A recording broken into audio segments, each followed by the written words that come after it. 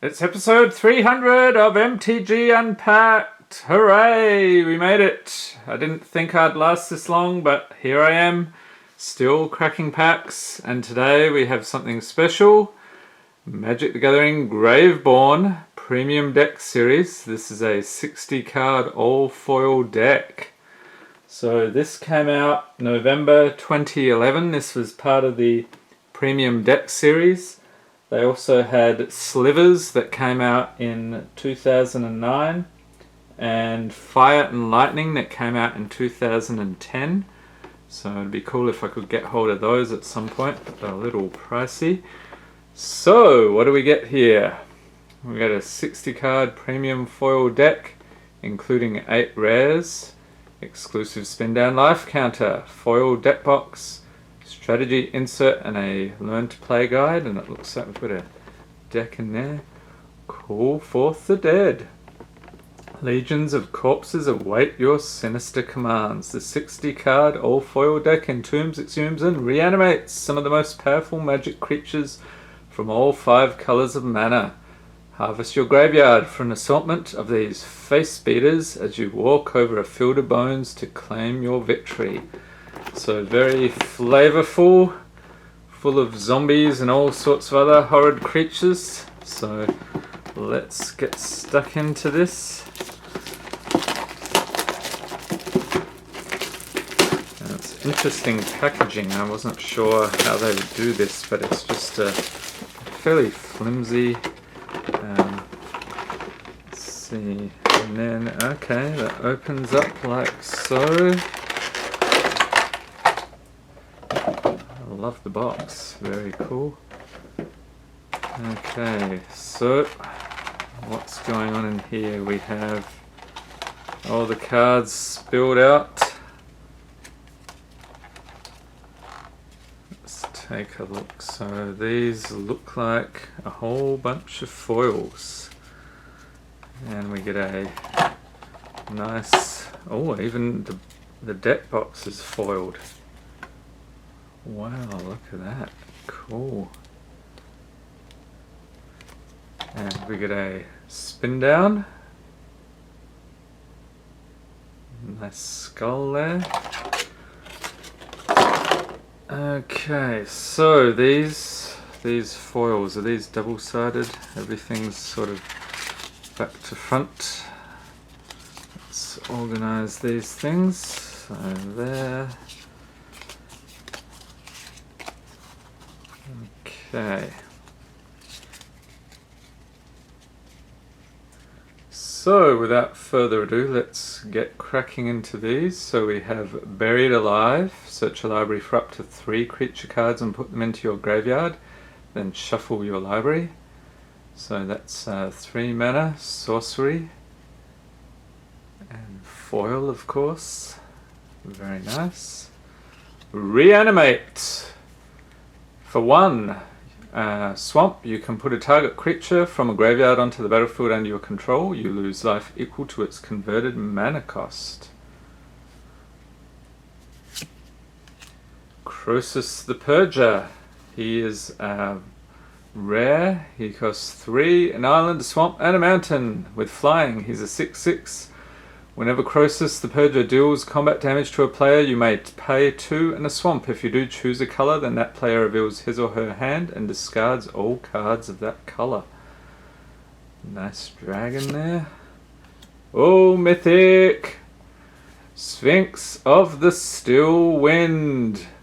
Artifact creature Sphinx. It's a 6/6 for 8 mana with flying, first strike, vigilance, lifelink, protection from red and from green. No one has properly answered her favourite riddle. Why should I spare your life? That is a very sinister Sphinx there. Mythic. Next up we have a Hidden Horror.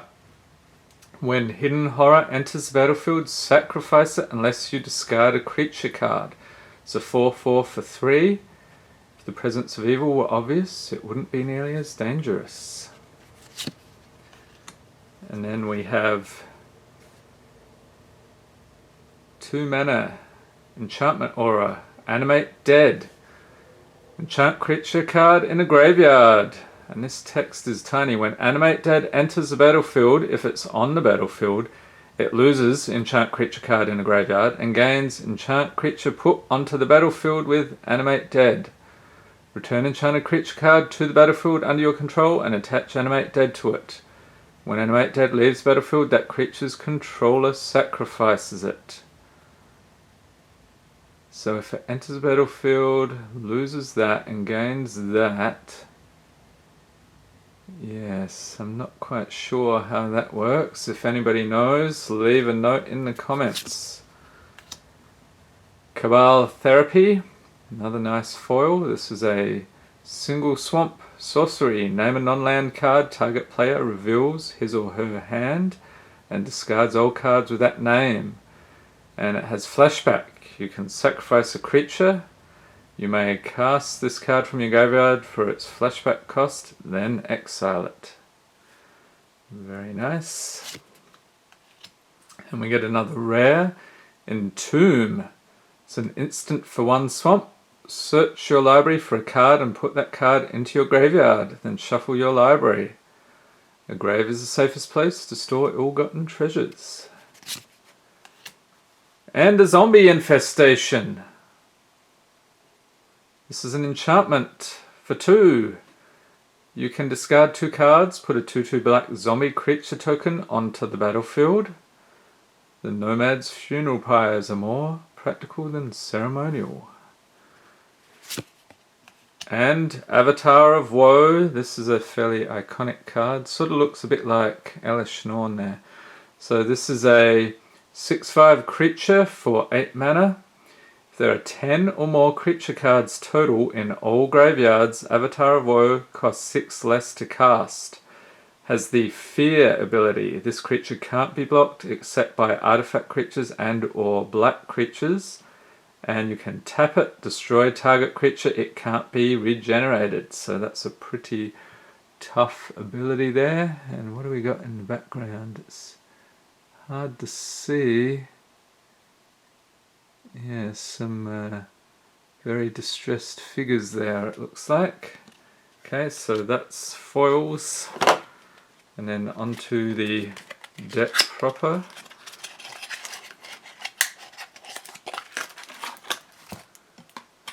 And we've got 2 things sealed. What is this? This is let me guess the rules. See if I can open this. Oh, we've got a couple of goodies in here. So this one, Premium Deck Series, Graveborn. Bit of a poster. Oh, look at that. Very cool. A history of Reanimator decks. Very cool. Players have been putting creatures on the battlefield directly from the graveyard since Magic Game's early days.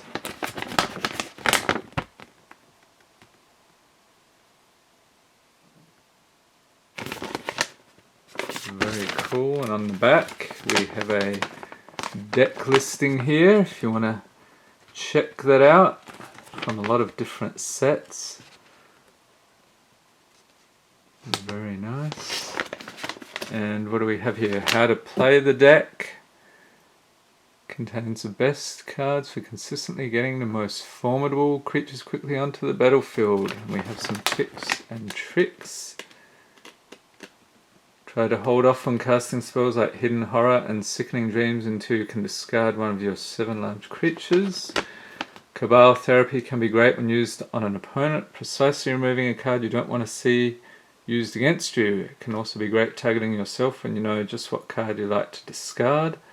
And Animate Dead and Reanimate can also be used to steal creatures out of an opponent's graveyard.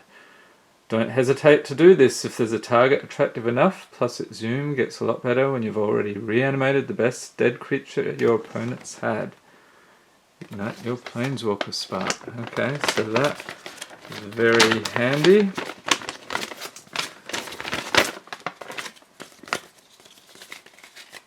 And then And what is this? This is probably the rules thing. Ah, yeah, haven't seen one of these in a while.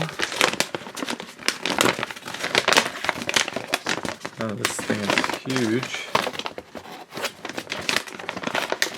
I can unfold it. It's not going to fit. Okay, gather your allies. So, it tells you about what you need to play the game, the set rarities, and this came out around the time of the 2012 core set. Looks like. Here's the battlefield. Talking about some well-known characters here. On the other side, what do we have? Oh, this is tons of information here. Getting started, your first game. Combat, attacking, blocking, combat example. All sorts of stuff. Casting spells, turn order, parts of a magic card. Card types. Yeah, this would have been handy back when I started. A list of all the different terms, what they mean. Holy cow. Okay. So leave a note in the comments if you know which sets they would typically put this in with, or if it's only these premium sets. And our jackalope is just bowled over by it all. There you go, mate. Alright, so then we got even more foils. Amazing. So I'm not going to read through everything on these, but I'll certainly do the little shiny, show the shininess off. Every card is foil. Incredible. So we get a putrid imp. 1, 2 of those. A hidden horror. Faceless butcher. Twisted abomination. Terrastodon. This is a rare. Creature elephant. When Terrastodon enters the battlefield, you may destroy up to 3 target non-creature permanents. For each permanent put into a graveyard this way, its controller puts a 3/3 green elephant creature token onto the battlefield. A 9/9 for 8 mana. Very cool. Verdant Force. We have an elemental for 8 mana. It's a 7/7. At the beginning of each upkeep, put a 1/1 green sapling creature token onto the battlefield. Inkwell Leviathan with Island Walk, Trample, and Shroud. It's a 7/11 for 9 mana. Holy moly. We get a Blazing Archon. Flying creatures can't attack you. That's a 5/6 for 9 mana. And we get a Duress. So 2 of those, 3 of those. We get another Animate Dead, which we saw previously. So a couple more of those. Exhume. Some cool artwork here. So 3 of those. We have Sickening Dreams with some guy doing lightning bolts. Very cool. 2 of those. Alright. And we have Buried Alive, Last Rites, 2 of those, Diabolic Servitude, and that's some pretty crazy artwork right there. So we get 2 of those, Dread Return, and that looks a little bit like that thing in season 2 of Stranger Things. Very cool. 2 of those. Crystal Vein. Eben Stronghold.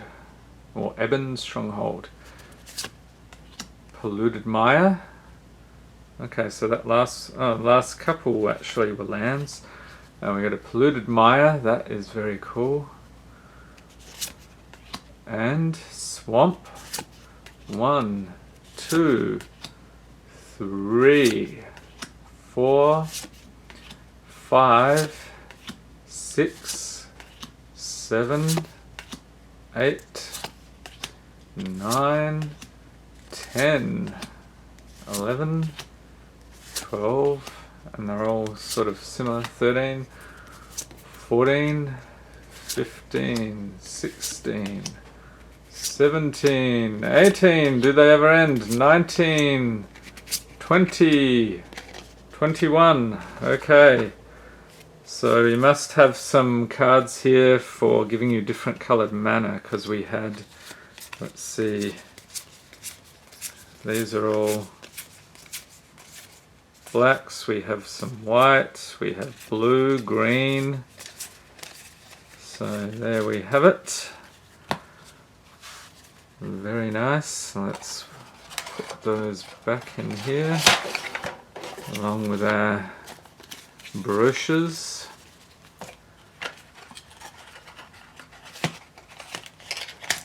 And one more look at that deck box. I think I've seen this at my old LGS. They had this without the big box, obviously. And we've got these other cards, I'll put those away after. Alright, so I hope you enjoyed this video and have been enjoying 300 episodes. There's a lot of stuff to check back in the archives, lots of booster boxes, some crazy pulls, and plenty of stupidity, as you may have seen the Planeswalkers make appearances in a lot of videos with the pack blessings. I'd also like to bring attention to the 400 subscriber giveaway. That's still ongoing at the time of this video. We've got about a week left on that. So if you haven't entered already and you're in US or Canada, check it out. And stay tuned for more Magic the Gathering unboxings, and have a great day.